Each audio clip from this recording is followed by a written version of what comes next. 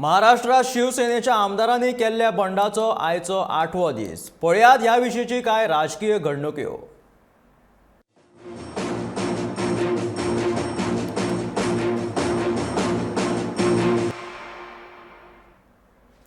सर्वोच्च न्यायालयान सोमारा बंडखोर शिवसेना आमदारांच्या अपात्रता याचिकेचेर निर्णय दिताना ही सुनावणी 11 जुलयाक जातली अशें कळीत केलें.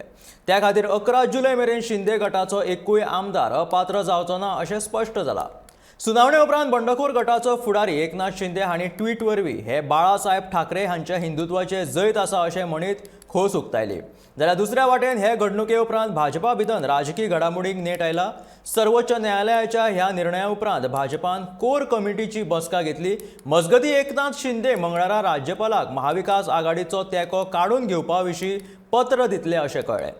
सर्वोच्च न्यायालयान जरी बंडखोर शिंदे गटाक हो तात्पुरती थकाय दिली असली तरी भौमत चाचणे उपरांतूच खरें कितें ते भायर सरतले अशें शिवसेनेचे फुडारी आदित्य ठाकरे हाणें सांगलें.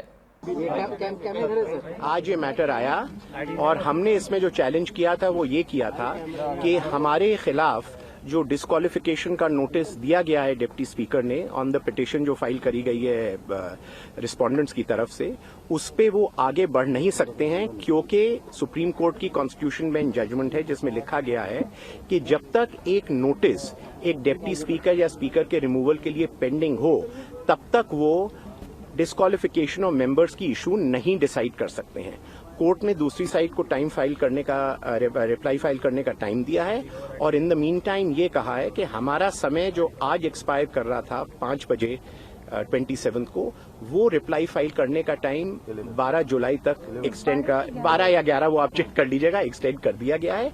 और दूसरा जो 39 एमएलएज हैं, उनके फैमिली मेंबर्स हैं एटसेट्रा, उनकी लाइफ एंड लिबर्टी को स्टेट गवर्नमेंट प्रोटेक्ट करेगी और स्टेट गवर्नमेंट ने अंडरटेकिंग भी दी है कि वो कर रही है और करेगी भी. जरी किती असलं तरी महत्वाची गोष्ट म्हणजे हे जे आमचे बंडखोर आमदार आहेत यामधले जवळजवळ 20 आमदार हे संपर्कात आहेत आणि कुठेही असं पाऊल कोणी हे करायचा प्रयत्न केला तर निश्चितपणे महाविकास आघाडी सरकारच्या आणि शिवसेनेच्या बाजूने त्यांचं मतदान हे शिवसेनेच्या बाजूने होईल अशी आम्हाला खात्री आहे. फ्लोर टेस्टसाठी ते तयार आहेत की नाही हा पहिला प्रश्न आहे. आमची फ्लोर टेस्ट आम्ही सांगितलेले काय आहे. मला वाटतं एकच आहे, फ्लोर टेस्टपेक्षा जो कोणी पळून गेलेला आहे, काही काही त्याच्यात खरोखर आमचे पण आहेत जे तिथून सतत फोन करतात की आमची सुटका करा, त्यांना फसवलं गेलं आहे, अजूनही ते संपर्कात आहेत. पण ज्यांनी दगाफटका केला त्यांनी डोळ्यात डोळे घालून बोलावं आम्हाला की आम्ही काय चुकीचं केलं. ही माझी त्यांना फ्लोर टेस्ट आहे.